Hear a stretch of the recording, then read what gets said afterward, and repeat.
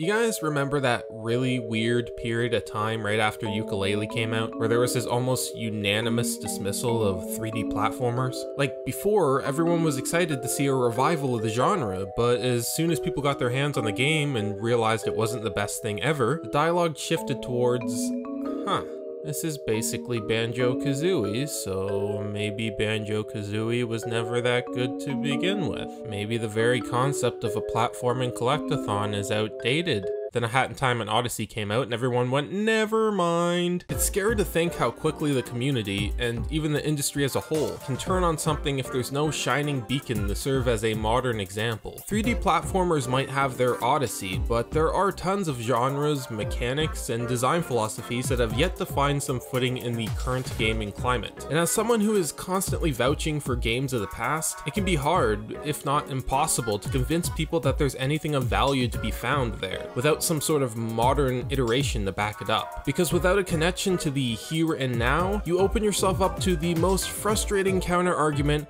of all time.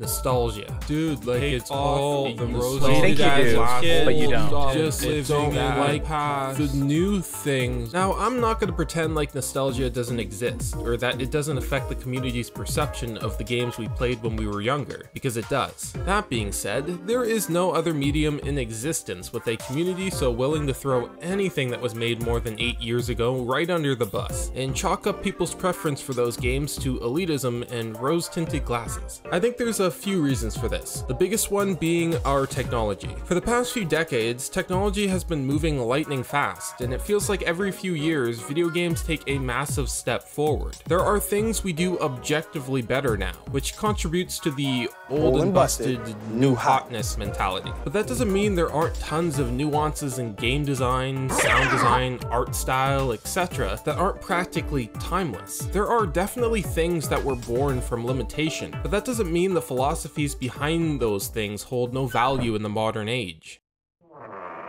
You look at a game like Octopath Traveler, and you see a development team that understands part of what made those old pixel art JRPGs so visually appealing to some people, and they were able to capture that essence in a modernized way. Part of what frustrates me about the dialogue surrounding the game's art style is that so much of it revolves around nostalgia, when it deserves so much more than that. I've come across so many people who seem to think that the only ones who would ever find this game visually appealing are those that grew up playing old JRPGs on the SNES and PS1. Is that demographic a massive reason why a game like Octopath even gets greenlit in the first place? Absolutely. But that in no way means the art has no value other than to be nostalgia bait for 30-year-old gamers. Spoiler alert, I have never played a classic JRPG in my life, and Octopath Traveler is my favorite looking game of 2018. I know I'm not the only one, so it's impossible to say that pixel art JRPGs have no place in today's industry. The same can be said for a lot of genres, and if it wasn't for games like Odyssey, 3D platformers might have joined the pile of design lost to the past. If it wasn't for leaders like Atlas, JRPGs would continue to die out. But instead, we have Japanese developers expanding into new studios in order to compete for the JRPG demographic again. If it wasn't for the rise of indie development, 2D sprite work wouldn't have seen a resurgence coming out of the PS2 era,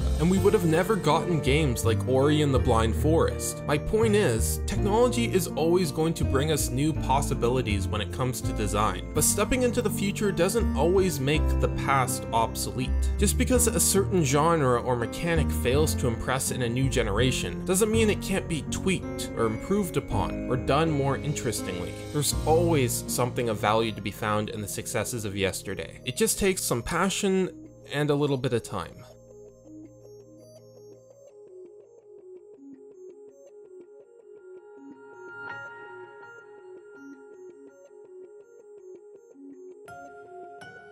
It's my first video I've done in a while. Hopefully this recorded. If this did not record, I'm going to be very sad.